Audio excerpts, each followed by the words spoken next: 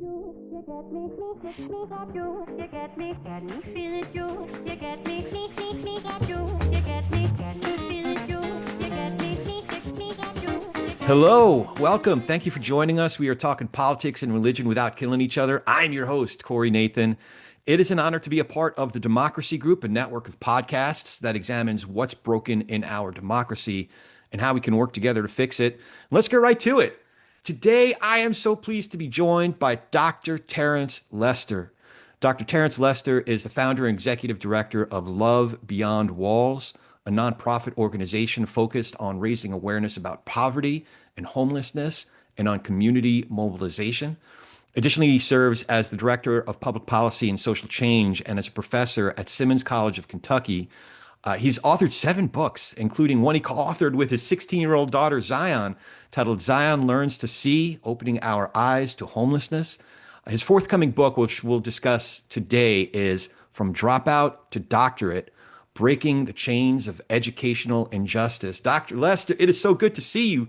How you doing? Corey, I'm here, I'm present. Oh, But I can't say that without acknowledging that we're living in a I guess a duality moment where on one side I'm grateful for life, grateful for my family, health, uh, friendships, community, but I'm also in I don't know, in grief as well. mm, Just everything that's going on politically with populations of people, communities, um, the back and forth, the discourse, the social division. I mean, all of it is it's just a lot to handle at one moment. So I'm present and I'm grateful to be here. it's interesting you bring it up that way. It's a lot of times I ask the question at the beginning just to break the ice, and folks are like, "Yeah, fine, and let's get into it." But you answered in a much more with much more context. One of the questions I was curious about, first of all, the new book starts with a much more heartfelt um, dedication that goes at length. And then later in the book, before you tell the story of your father, you share the history of the Tulsa race massacre of 1921. Um, Now that it all ties together with what you just said. I'm kind of riffing here. I'm just kind of pulling on some threads all at the same time because right now we're in a moment where stories like the Tulsa race massacre are under threat. It's not hyperbolic to say that those stories on that history is under threat of being muted. Um, I'm curious. I'm curious if that's what you're feeling when you answer that way. And yeah, is that kind of what you're feeling right now with since the start of this presidential administration back in January? Yeah. Wow. I feel a lot of emotions related to historical context. I think I just read an article earlier today about how the current president is seeking to dismantle history that overemphasizes Black history in the city of DC, targeting museums.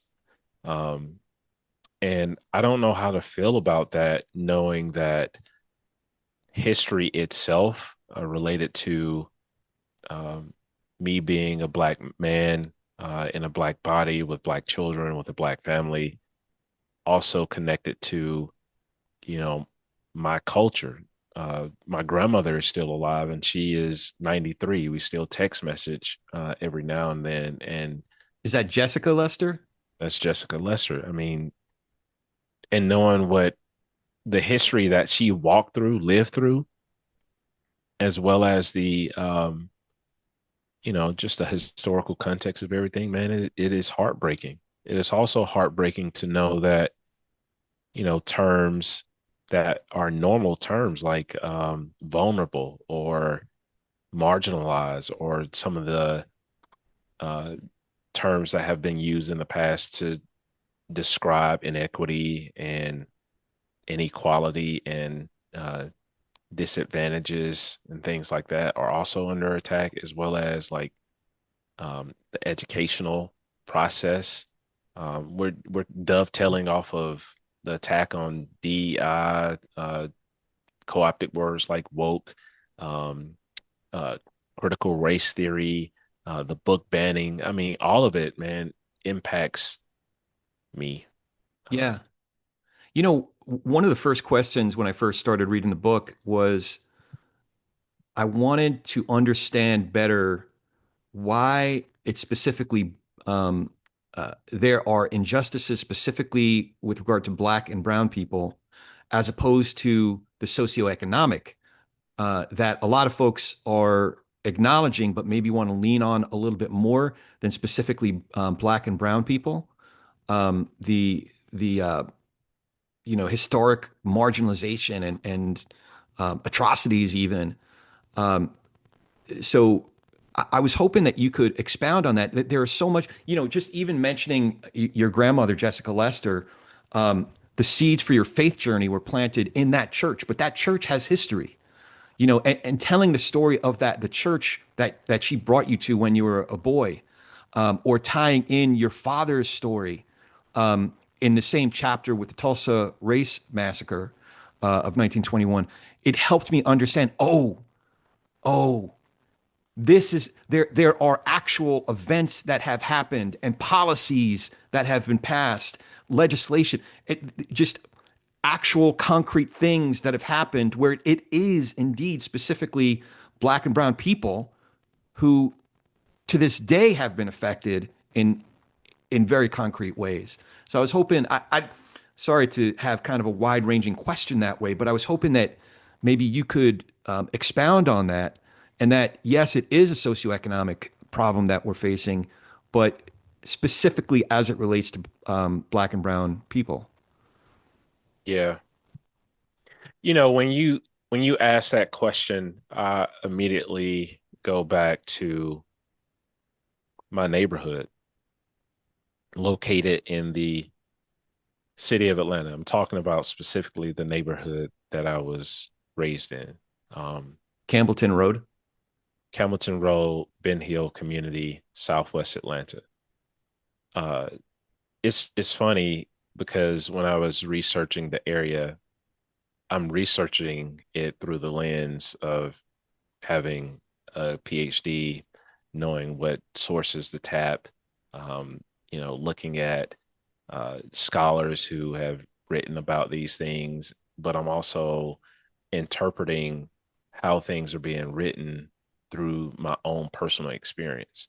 When you look at the city of Atlanta and the landscape and how highways and roads were used to divide um, white communities from Black communities, how redlining was played a huge factor in that, and how certain communities, like the one I grew up in, which is a Black community, was concentrated with poverty. We're talking about after the civil rights movement, post civil rights, and how all of this ties back to public policy. And I like to even, I think in the book, I lay out a framework where I try to connect all of these intersectional things together, right? You have historical systemic oppression that then produces what, like injustice or policy, public policies that have been passed. We can name redlining because I'm camping there right now because I want to make the connection later to educational redlining, right? Right. And so I experienced that, right?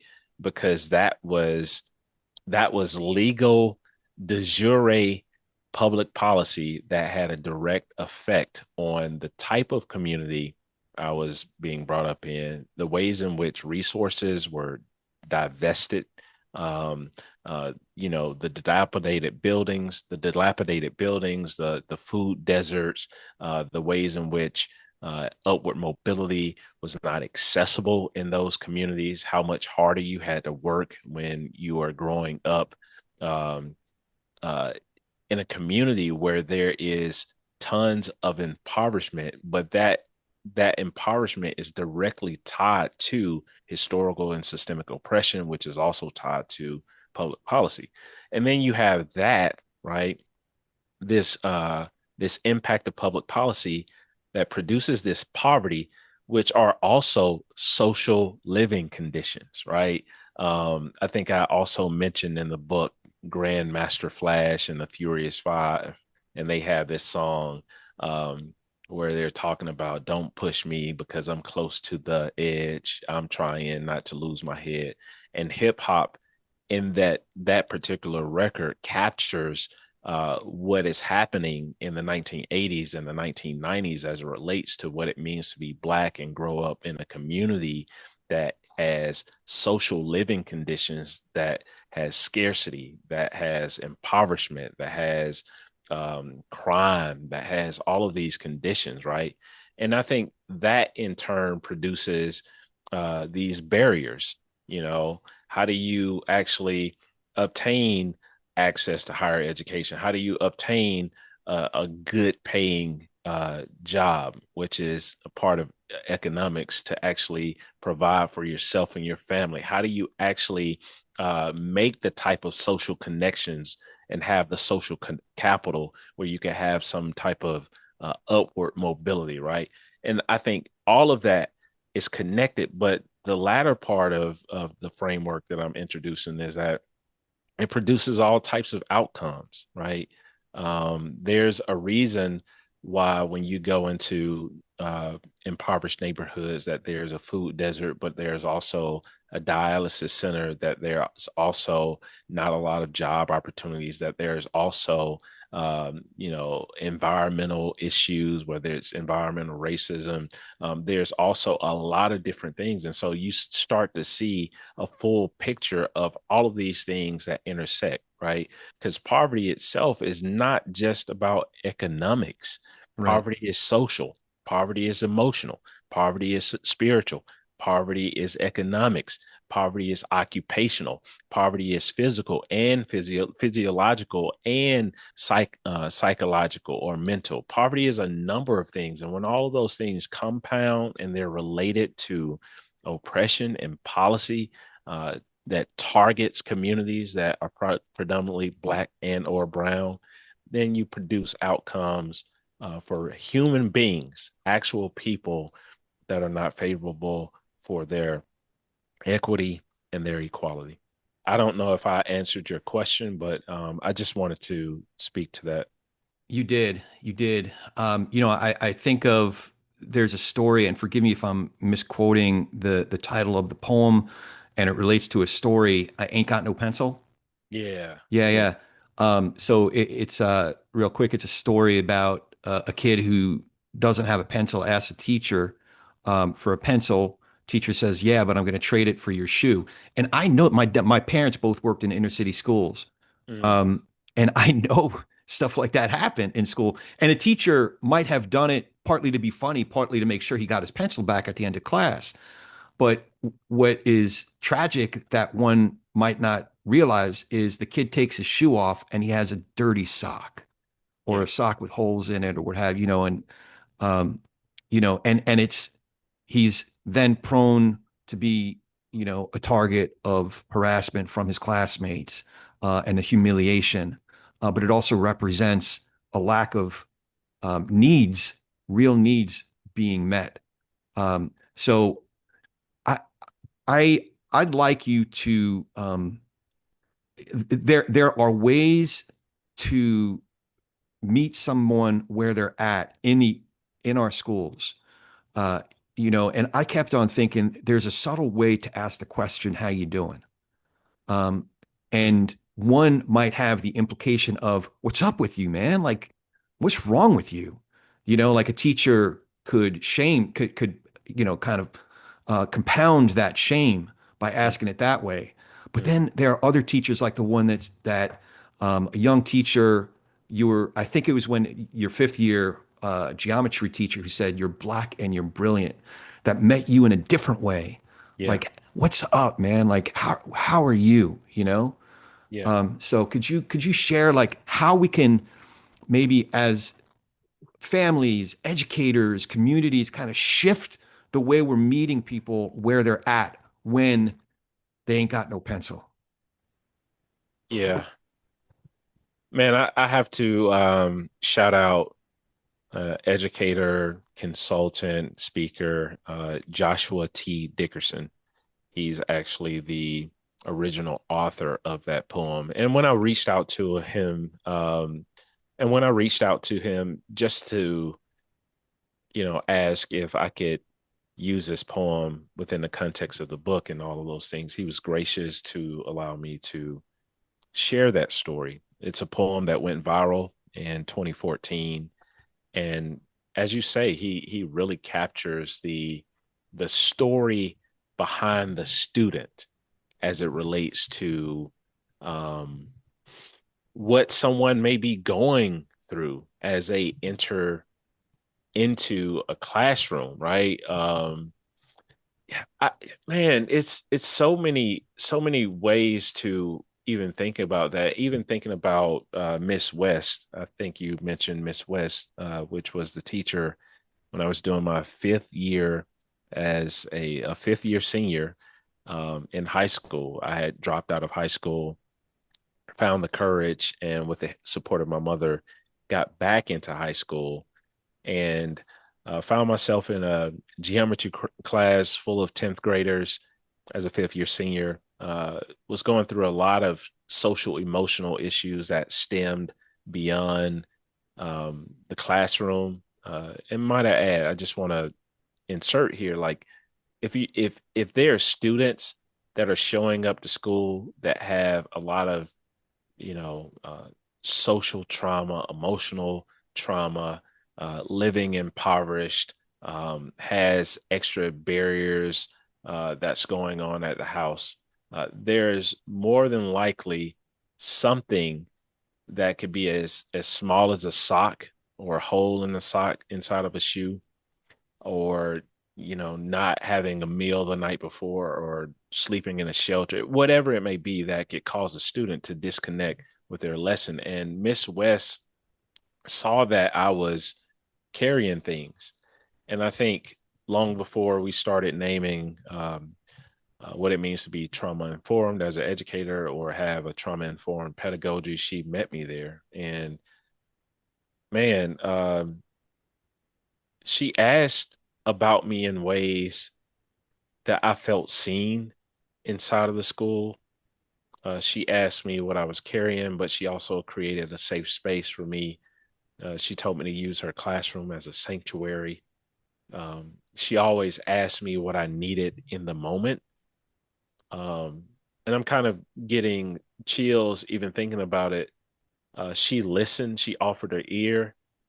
She offered her expertise, her gifting. She offered to tutor me, and she was a cheerleader of sorts. Like, she was the one that would champion me when she saw me doing good, versus if I was acting out or behaving um, out of my character because of things that I was carrying. So like she did all of those things, and I like to tell people, man, one of the greatest ways to affirm someone's worth and value or their inherent dignity is acknowledgement. And I'll never forget that. Just the the empowerment and that I felt, like the empowerment that I felt of someone acknowledging me with where I was in that young age and carrying what I was carrying. But she didn't stop there. She got proximate, like in a way that showed me that her words were being followed up by practice, right? And I think sometimes people think that they need a lot to actually make a difference. She listened. She showed up with practice. She offered support. She says, I'll lend my expertise. She created space for me. Even times when I didn't have any words to speak because the things that I was carrying was so heavy, she created space for me just to be present. And she would allow me to come sit in her classroom, and she didn't even say anything. And I think that too played a part in the courage and the confidence that I had to graduate high school. Like I graduated partly because of people like my mom, but also because of educators like Miss West who saw the potential in me long before I could see it in myself. And I just want to say, man, like you never know how someone might need to borrow your courage as they navigate some of the hardest parts of their life. I was going through a hard part, and that involved poverty, that involved temporary homelessness, that involved social emotional trauma stemming from things that I had endured in my family, that involved the social labels and the stigma that I carried as a young Black male, and people not even understanding how to be proximate to me because I was carrying so much that they could not see. There's always a story behind the student.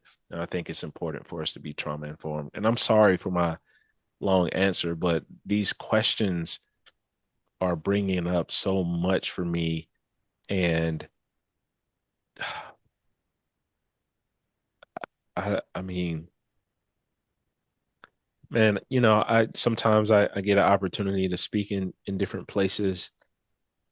Um, and I'll get these invitations and it's like, wow, man, God open the door, or like I'm in these places and I walk in and sometimes I'll make this statement. I'll say, you never know how far I traveled to be here. And I'm not talking about that in terms of geography, right? Like the distance, like I drove 2 hours or I flew 4 hours to be in an environment to speak to an audience of people. I'm talking about the barriers, the injustice, the empowerment, the questioning of oneself, the imposter syndrome, the not having support or any type of models of how to overcome, not starting with a silver spoon, not starting with all of the right relationships, all of those things, man. Like that, some people, life will beat them up so much they just give up, and just accept the reality, and rightfully so, because research shows, like I'll never forget, there's this article written in the Atlantic that says it takes 20 years to overcome poverty without anything going wrong, right? Mm. Um, and this economist was looking at research tied to social capital, right? Um, because when you think about it, who can you call when something goes wrong that is in a stable enough place to lift you up? But what happens when you are calling on people who are also drowning in the same type of social context? And so I've given you a long answer, man, but I get chills. And even to be on this podcast with you, right? I've traveled a long way to get here. Well, by way of telling a little bit more of that story, but also as a way to let folks know how you can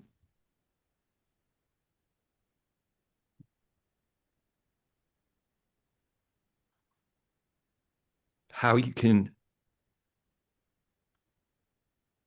show up for somebody when you don't know how big of a deal it is.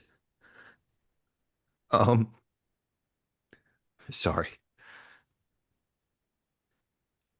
You were uh, at a pretty low point and you had to ask for change to make a phone call. And the answer was, come on over. My family loves you. Could you tell that story? Yeah. Yeah, we um we had family conflict one night. I decided to leave the house. Mind you, I'm a teenager, and it was during a time when I did not have like a cell phone, or I think the cell phones that were out at that time were like prepaid, and you ran out of minutes or whatever. I didn't have enough on the phone, and so I found myself at a gas station, and I was asking uh, people for change because payphones were still around, right? And this guy tosses me 2 quarters, um, and I had to pick one up off the ground because I didn't catch one of them. And I walk over to the payphone. I'm about to call my friend. His name is Eric, and his father is Mr. Moore. His father was actually a pastor and a community leader, had transitional housing and all of these things he was doing in the community. And I was close to Eric uh, during this part of my high school journey. And Eric, um, he actually went and asked his parents if I could come over, right? Because I just felt like I needed to be somewhere, and I called him to ask him what his parents thought. And he comes back to the phone and he says, "Come on over. You know, my family loves you." And I arrive at Eric's house. I was driving a car that uh, another one of my friends, him and his father, rest in peace, Artie Shaw, uh, gave to me at a discount. Just and Mr. Moore is walking down the driveway. Man, and he taps on the window, tells me to roll it down, and he taps me on my chest and he says, "Look at me." Like, and he goes into this long speech about how he understands and all these things, and then he looks at me in my eyes and he says, "One day you're going to be a leader." Um, yeah, I um, I don't know why, but I believed him. Um, I believed him, and it wasn't that I even believed that I could do it for myself. I believe that he cared in that moment, that he cared enough to tell me something that was, and like, in contrast to what I was experiencing. You know what I mean? Like, I told Eric on the phone that I thought I was gonna sleep in a park, right? Um, I just I'll never forget like the type of proximity and presence that Mr. Moore displayed and how he ended up becoming a mentor. Like, after I graduated high school, man, he was the one that I asked, like, should I marry her? Right. My wife, we just celebrated 19 years of marriage. Should I put myself through college? Uh, yeah, go ahead and go to college. Um, you know, when I was thinking about ministry or, you know, doing nonprofit work, he was right there, even though he didn't necessarily have a lot of the information. He gave me enough to get started, and he allowed me to borrow the belief that he had in me. And this is why this is so important, because sometimes people have to borrow your courage, right? And sometimes that courage is found in the compassion that you display towards them, even if their experience is not your experience, even if their suffering is not your suffering, even if their story is not your story. And I found that in Mr. Moore. And I'll never forget the first year that I had started Love Beyond Walls. Uh, I found out from Eric that Mr. Moore was, in the last phase of his life, and he was going to transition and no longer be with us. And his family, after he passed away, invited me to say words at his funeral. And man, I tell you, like, I got up there and I looked out into the audience. It wasn't a huge, really huge funeral, but it was an important funeral in that many of the people that spoke were people whose lives he had touched. I mean, former people who were addicted to drugs, people he helped find housing. Myself, he encouraged me, and so many others, man. And I'll never forget that experience because when I left there, even as a younger man, I was like, man, that's the way I want to live my life. Um, and I have many other stories, but yeah, man, shout out to Mr. Moore, who had a posture of welcome, a posture of welcome. You had you've had a lot of encounters that were chance encounters. Um, I'm I'd love for you to share a little bit about your faith journey because it was uh, your life was affected by the Mr. Moores of the world, and maybe he impacted you with that illustration he used of the soccer ball. But I also think about seeds that were planted in your grandmother Lester's church, um, as well as a chance encounter in a jail cell of all places. You know, so could you tell us a little bit about your faith journey and how you like you came a long way from like speaking in front of thousands of people, before, Yeah, you know what I mean? yeah, yeah. Man, I just want to also want to bless my grandmother, Jessica Lester. She she would take me to a historic black church in the city of Atlanta. It's called Wheat Street Baptist Church. She was I mean committed member and uh was a part of, mission groups and outreach and, just hospitality, all of the things. And I love I love my grandmother, right? She's still alive. But during that time, like I just so much admiration, and she would she would just go to church every single Sunday, and she would always ask everybody and nobody wouldn't go. And I would be the one that went with her because I just wanted to be with my grandmother. And I'll never forget like sitting in the back of the church, pews, right? Wooden pews, um, huge choir, like older black women with these hats I and was going to ask you about the hat. Do they have some yeah, major hat man. game? Yeah, yeah. Stained glass windows. I mean, carpet.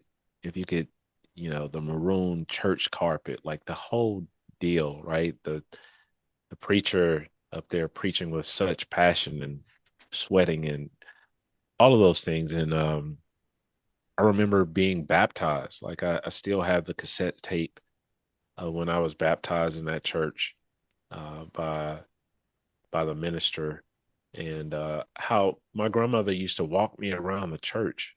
I mean, as a young boy, and say like, "This is my grandson. One day he's going to end up in ministry, or like be doing all of these great things." This was long before I made all the bad decisions. Long before I knew what going to Bible college or seminary was. Long before any of it, and man, that was like a spiritual seed and foundation, right, for me, because here it is, someone that I look up to and admire and have always admired her throughout her entire life, gave me a gift of faith by modeling what it meant to be a part of a faith community, but live it out in practice, right? Not just something that was spoken about, but the way that she lived and still lives, right? With generosity and care and compassion and concern. Um, and years later, even before I tell the story of uh, being locked up and stuff, I got a chance to serve on staff briefly as a partner through the context of our organization, Love Beyond Walls, but working with Dr. Ralph Watkins when he was the pastor there. Just being seen as a pastor of social justice and witness, right? And later, Dr. Ralph Watkins would sit on my committee for my dissertation and all of these things. But it was a full circle moment when I preached my first sermon in Wheat Street Baptist Church. and looking out and seeing where me and my grandmother used to sit. Like, what kind of full circle moment is that? Um, I can't even explain it. I still get chills, and before all of that, like when I feel like when I was old enough to really understand and articulate what faith meant to me, and how I see myself being in relationship with the divine and the Lord, you know, it did happen in a jail cell. I was, teenage years, stumbled through, finally graduated fifth year senior, still misguided, didn't know where my life was headed, trying to figure out what is, you know, what does it mean to be a black man? Um, Responsibilities. How do you navigate college? Nobody's ever talked to me about career path, what type of um, major to take, like none of those things. And I found myself at college, you know, hanging out with the wrong crowd and ended up in a jail cell for a night. And while I was there, there's two people that spoke to me. There's one guy that walked over and he asked me what on earth I was doing there, right? And it wasn't like the normal, "Hey man, what did you do to get Yeah. in here?" Or Yeah. we're exchanging stories, but he was asking me in the sense of like, "Why are you in here wasting your life?" And then he asked me for my food, which I gave it to him. And the second person was an individual who was the son of a pastor. He was riding through the town. Somehow he got pulled over, was placed in jail because he didn't have his license. And we started talking, and he was like, um, "Man, I'm in here and I can't." I was like, "Well, why don't you call somebody?" He kept saying, my parents are overseas. They're like preaching somewhere. And I was like, "Preaching? Like what's going on?" And I was like, "Who are your parents to be, overseas and things like this?" And he told me that his father was a pastor of a pretty large church, and he didn't have a way. And then out of the blue, man, he just started to talk to me about like faith and the Lord, and ended up praying for me, uh, which was like really weird, right? So I get out and you know uh, encounter this judge that dismisses all of the charges with the advocacy of my mother. Drop out of college, moved back to Atlanta, ended up in a Bible study, and gave my life to the Lord in a Bible study randomly after a friend just invited me to church because he was trying to talk to this girl that he liked, right? And, just the connections of all of that and the origin stories of the seeds that were planted when I was a child through my grandmother, and how that kind of blossomed in my own choosing when I was of age to understand that this is something that has to be personal, right? And how I ended up just around the right people at the right time to water that seed, so to speak, and how that's blossomed into who I've become today. Well, we're it seems like we're giving a lot, but we're really only giving an appetizer of what all is in the book. But a lot of what you deal with is very practical. Um, I love the frameworks. One of the things I wanted to add toward the end of the book, since we're talking about your faith journey in church, one of the things you said is, I believe that evangelical churches and faith communities have missed the opportunity to lead in addressing injustice due to prevalent judgment and hatred within the forms of church that elevate white Christian nationalism over liberation and judgment over justice. My question is, what does a better way look like in churches in this instance, but also what does it look like in schools? What does it look like in communities? Yeah. I'll answer this briefly, but also give you some kind of like some weight to or context to what I was writing there. So like there was one time in my I guess my pastoral journey where I was on staff, considered a staff pastor at a predominantly black church and a predominantly white church at the same time. Go figure. Yeah, yeah. So like divided time where there's times I would be preaching to majority culture, different expression of worship, right? With the sound of the music, the liturgy, the ways in which messages are communicated, which is really personal, right? Which nothing is wrong with that. But they can be a little pious where it's only about your personal faith, right? And then, you know, a predominantly black church where justice, a public theology is at the core, right? What is God saying about the things that are happening in the world around me? How am I experiencing this even as a black person who happens to be a person of faith, right? And what is my faith say about this, and how does that actually ground me, right? I'll never forget an experience where um, uh, I think it was Terence Crutcher who was who was killed by police officers, right?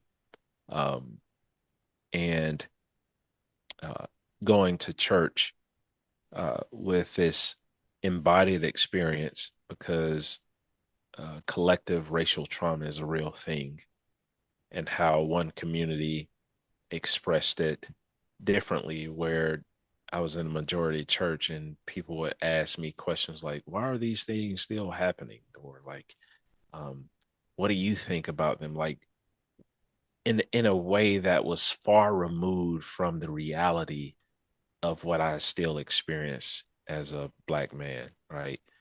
And then watching the same church not be really concerned about the social inequities around the church, but be concerned about uh, things that were maybe further away. So, like, you pass over all of these social injustices to go and, you know, you know, do work in another part of the world, which nothing is wrong with that. But when you have conversations about things that are right in the backyard, it's kind of dismissed. Um, schools that falling apart, students who are unhoused, like all of these real issues that could be addressed right around you, right? Um, and that was like really problematic for me because uh, it's hurtful to think about how churches have all of these different people that come from all types of professions. You have painters and carpenters and doctors and educators and lawyers and all of these things. And there's so many gifts that can be housed in a church, where the church itself doesn't have to communicate this message that people have to become something different to serve their community. It's figuring out what is what is at the core of our church, and how can we leverage the resources to give people an opportunity to serve their neighbor. When Jesus says love your neighbor as yourself, he's not talking about people who are like you. He's talking about people who aren't like you. But when you love that neighbor, you can't love that neighbor without being concerned with the issues that the neighbor's neighborhood faces. Yeah. And you can't also be concerned with those issues without having an obligation or moral ethic to stand in solidarity with neighbor and neighborhood to address those issues. Um, and then two, going to the Black church experience, it was like, man, we are talking about these issues, and there is a great need for continued advocacy, but also solidarity and support, right? And I don't know if I'm communicating this answer in a way that people will understand, but I'm talking about the difference between how we see our theology, if you have one, and what does that theology say about the world around me. And when I say around me, I'm talking about immediately around me. And if we aren't um, examining uh, both our theology and our anthropology and our Christology, right? And all of those, the intersection of all of those things and how we're actually showing up with a lived and practiced faith in the ways we address things around us.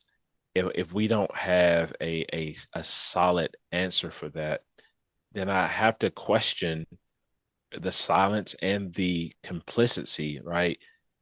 That churches kind of involve themselves in when they don't address the social ills around them. And so when I was writing that, man, it wasn't from a place of just like shaming churches. It was from a place where I'm like, man, can't we actually see like the good news of the message that's found in scripture? I believe has the power, right, to mobilize people to address, schools that are underfunded, that mobilize to address homelessness, mobilize to address food deserts, mobilize to address some of the social inequities that are around us, because the gospel itself is social because it involves people, right? Jesus said, I'm going to preach good news to the poor. Well, who are the poor? The poor are the people who went hungry last night. The poor is an unhoused person who was publicly sanitized because laws and ordinances were created for their invisibility. The poor is someone who doesn't have access to healthcare. The poor is someone, and all this is rooted in the ways in which people are perceived, and also the public policies that uphold social stigma that distances communities of faith from these problems. And so when I say, man, like there is so much opportunity for churches to step up and model what it means to live out their faith and to follow Jesus into places where it's needed most. I mean that through and through. I mean it through and through. I think we have to be trauma informed. We have to be engaged and active. We have to stand in solidarity with those who are made vulnerable by systems of injustice, and we have to live out what we believe. I believe that, bro.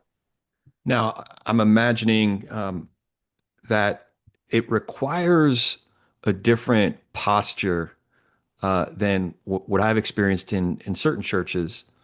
Um, the posture is one of, oh gosh, I don't know how to describe it, but it's like one of imposition. Like there's a certain form of, it's like the gospel is basically a sales pitch, you know, and to the degree that you check all these boxes, well, then you can get to heaven. Okay, my job's done here. I'm going to Right, move on right, and, right, close another deal. But then there's another posture that is receptive. I've been having a series of conversations actually with my pastor about we live in an area where ICE is very present. mm, And our mm, church has people that don't have the legal documentation, so we have to think in very real ways about, okay, how how do we make it so that our friends can come to church and not be scared about what happens between their car and a church building? You right, know, what if ICE shows up at the church? mm, What do we do? What do we actually do? Because this isn't imaginary. This isn't like right, this is happening. Two churches out, like in our county, in our town. right, So what do we do? That's just one example. But to your point, like people experiencing homelessness, like that's happening in our town. yeah, That's part of our church family. How do we mm, show up? mm, So that's just a different posture, different disposition than, here's the Romans road. Repeat after me. You're right, good to go, baby. right, right, you know? right. Right, right. It's man, it is. I had a Bible college professor, Dr. Joe. Didn't get a chance to write about him in the book, but Dr. Joe loaned me his car for an entire year so I could finish Bible college, coupled with Mr. Eason, who helped to pay for that education, who has since passed as well. Both angels in my life. But Dr. Joe used to teach New Testament, uh, Old Testament survey, but also preaching class. And it was when I was learning how to communicate my faith in a way that educates, the whole hit all the points. But I'll never forget him saying this in class one day because many students were struggling, like, what do you talk about? He says, if you preach from your life's um, text, you'll never run out of material.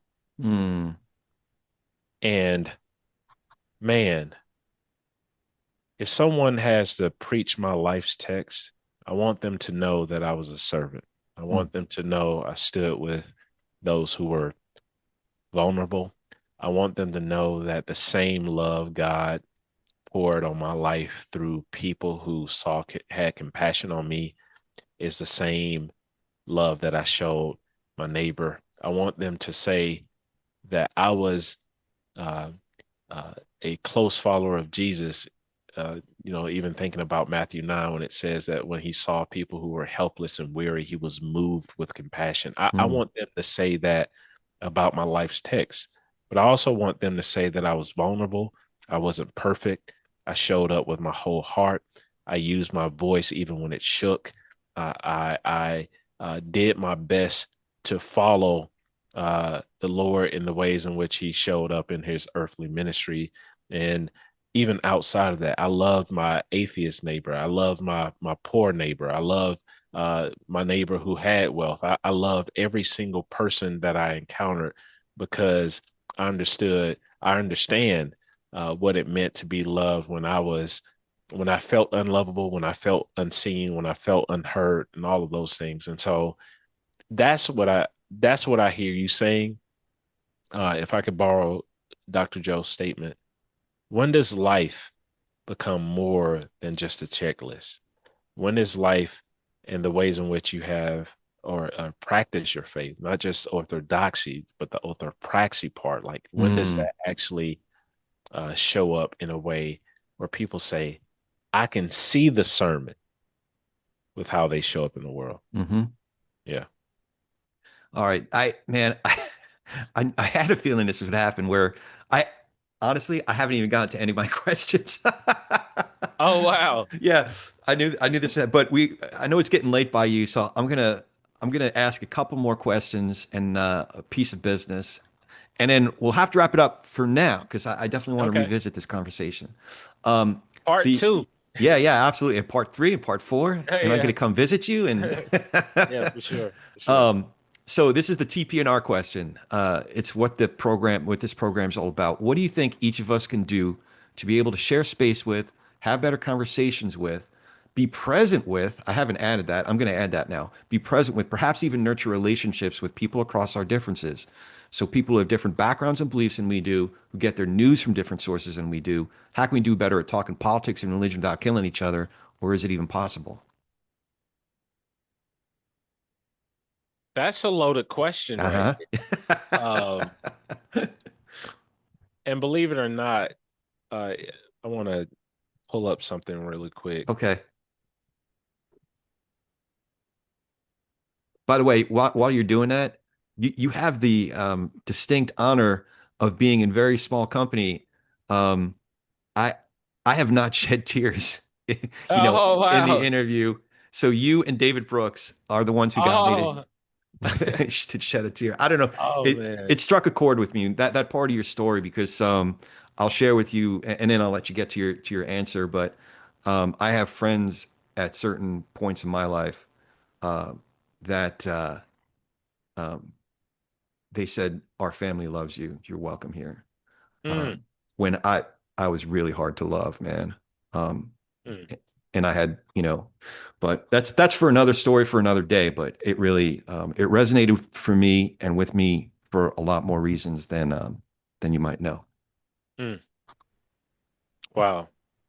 Thank you for your vulnerability and sharing that as well. Man, it makes me what I pulled up was um something I want to read. The Reverend Martin Luther King Jr. spoke in King Chapel at Cornell College, Mount Vernon, Iowa, on October the 15th, 1962. In a speech that inspired a generation of Cornellians, he said, I am convinced that men hate each other because they fear each other.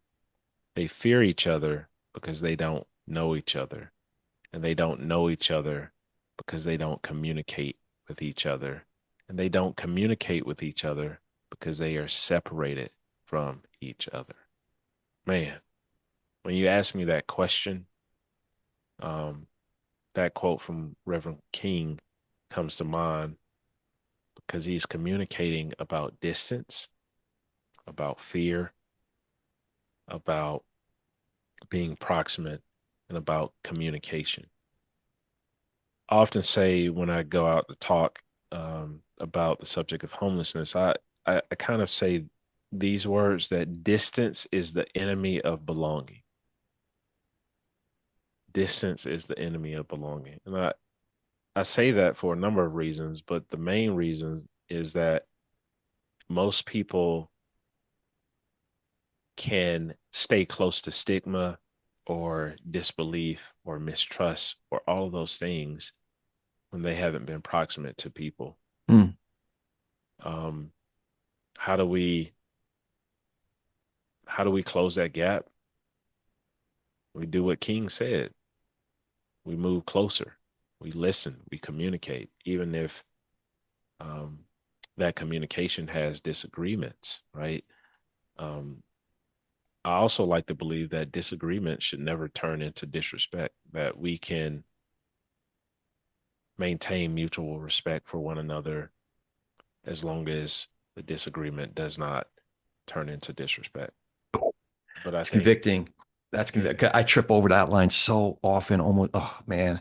yeah, I'm not talking about not holding people accountable. I'm not talking about not raising awareness or bringing attention to certain issues. I'm just talking about the man, like I'm not going to argue and yell and the things that can become very violent, right? As a result of disagreements. And sometimes disagreements may mean that we aren't best fit to communicate. I'm not challenging people to find themselves in unhealthy situations where they can be traumatized or re-traumatized and all that. That's not what I'm saying, but I'm saying that we do have to have the courage to enter into conversations with people, um, and not close ourselves off to people. And so I don't know if that answers your question, but man, King is talking to people who had affinity, right? To lean more towards white supremacy and segregation and those things. And he's communicating this language, man. What courage to go in those types of environments to address uh, real issues with people who could have been in that room, right? Listening to him and had hatred in their heart towards him. Yeah, it's interesting that you answer in exactly that way. Um, and maybe I'm just thinking about it because the story I shared, about David Brooks. His most recent book is How to Know a Person, and it's kind of a lot of stories in there, but also some guidance on how to see the humanity in the person that Hmm. you're in conversation with. And it's especially hard, because a lot of times I'm in a conversation where the impulse is to go on the attack and to get contentious. Yeah.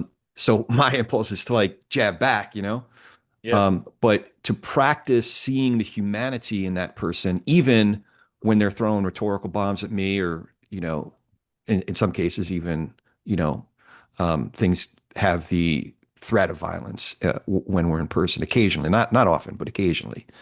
But to see that's the hardest time to see the humanity is when our own fight or flight instincts are kicking in. But yeah, David Brooks, How to Know a Yeah. Person is a really good. It was very helpful. I have a Last, question for you before that we. was my next question. Is if you have any Oh questions wow. for me? Okay, yeah. Why this conversation, man? Um why at this moment in this time in history you would invite me to be here with you on this in this space, which I'm grateful for, but why education, man? Why?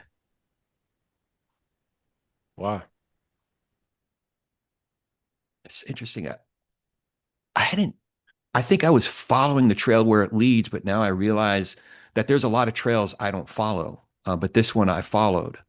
And now that you ask me that, I'm realizing that our schools are where a lot of us come together. It's where a lot of these conversations, the hard conversations, have to play themselves out. Mm, Um, and to your point, it sometimes we have to cross borders because there is, at the way you put it, I think the phrase you used is educational redlining. yeah. So we do have to make that effort, that our neighbors who are actually geographically proximate are not because of geographical redlining and educational redlining. So it's hard enough having conversations um, with people who live in the same, model house that I do. But there are people that are a couple miles away that are in very different circumstances, you know? And I want to meet, I want to be in these conversations with my neighbors. And I want to recognize my neighbors as such, even if there are a lot of boundaries, both real and imagined, that are keeping us separate. So Mm, I have to think about that some more because that's the first time anybody's asked me that. It is, I will say too, that it is particularly meaningful to me because I was raised on a teacher's salary, you know? mm, yeah. So my dad in particular, there have been times he taught inner city schools and then was a guidance counselor. Um, and I think you'd be proud of Ronnie, my dad, Mm, the way he conducted himself. Um, there were times when he'd bring bags of groceries in. mm, Uh, you know, we had a couple different times we had kids living with us, Hayden Gaskin and Vaymon Biggs, a couple different times. Um, he was showing up in very real ways. Uh, yeah. so Shout out that to your pops, man. yeah, yeah, Yeah. And shout out to my pops too, man. Um, he he is very much with me, and he's transitioned, but even being here now and listening to you, I am a product of my pops who told me to always live with my face forward. So I hear that in you. that man, I did want to talk about Tyrone because there's something that he brought up. Um, Gosh, I hope I find it here in my notes. There's an forever forward mentality. What does that mean? That's the last question I'll ask. And then we'll Yeah, wrap it up. yeah. Yeah, I mean, grew up in DC projects, man.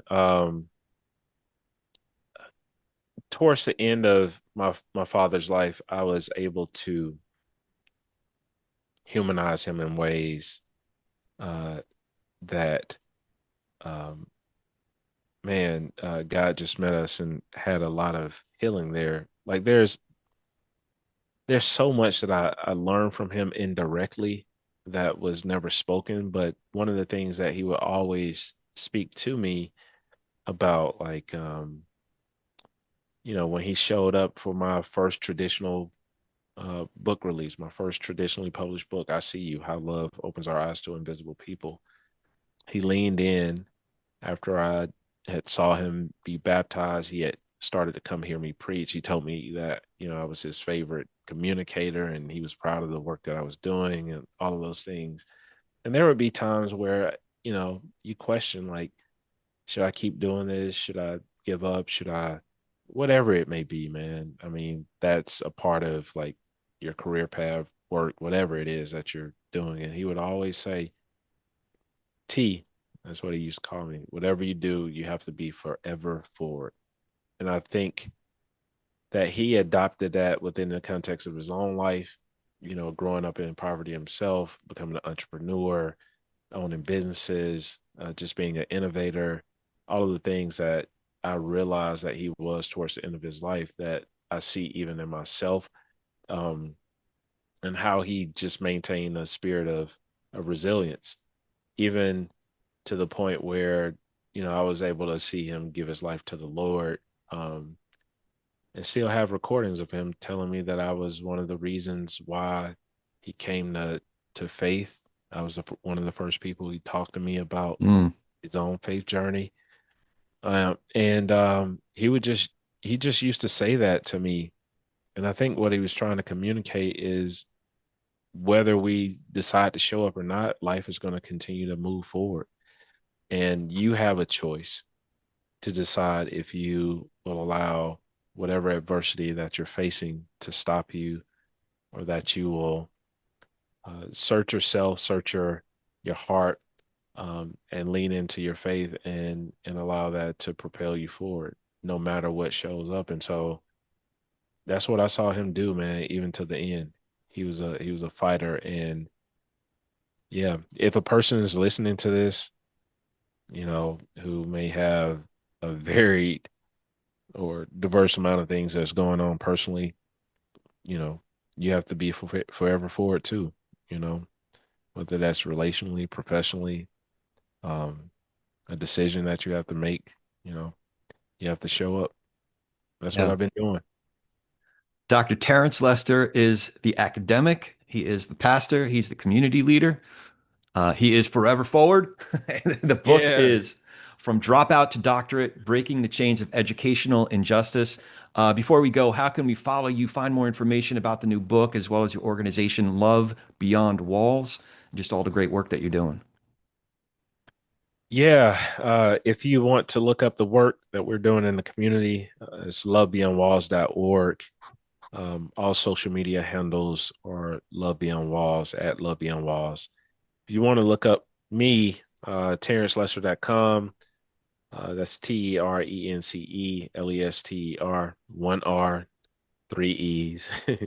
Or if you want to look me up on social media, that's I'm Terence Lester. That's IM, same spelling. And then, like, if you want to look up any of my books, wherever you purchase your books, look them up. I would encourage you, specifically if you just want to know like my personal journey, to grab a copy of this, because this will inform you as to who I am, why I'm showing up. So hope you're able to support. Yeah, absolutely. I'll put all those links in the show notes. I am Terence Lester at Love Beyond Walls, lovebeyondwalls.org. And you can check the show notes because the links will be there. We did cover a lot. Is there anything important we haven't discussed you'd like to add before we wrap it up? Yeah, shout out to my wife, Cecilia Lester. We just made 19 years of marriage. Um, Man, I am reminded even today, as earlier today, like how blessed I am. Um, she said this quote that I'm sorry, man, I have to read because I Yeah. wrote it down. It says, "It doesn't always have to be polished. It just needs to be real, because people post a bunch of fake stuff every day." Um, she is an encourager and life partner who I'm doing life with, and I'm proud of us and how far we've come. And then I want to shout out my daughter Zion, who is a senior, co-author of a children's book that we co-authored together, and my son TJ, Terrence II. So proud of him and how far he's come, man. I love my family. You know, that's the one thing that I want people to know, regardless of writing books or all of this other stuff, man. That's what's most important to me. Yeah. Yeah, we didn't even get into that. I was going to ask you about TJ and Zion. Bring me back, bro. Part two. Yeah, absolutely. I'm looking forward to that. I'm serious. No, serious. Yeah. Yeah, okay. That's good, man. I'm so glad we made this connection. I'm grateful to Robin for reaching out and putting this together. So yeah, looking forward to doing it again. And as always, if you dig what we're doing, remember to follow the show, write that review, and you can watch these conversations on YouTube. It's youtube.com/@ politics and religion.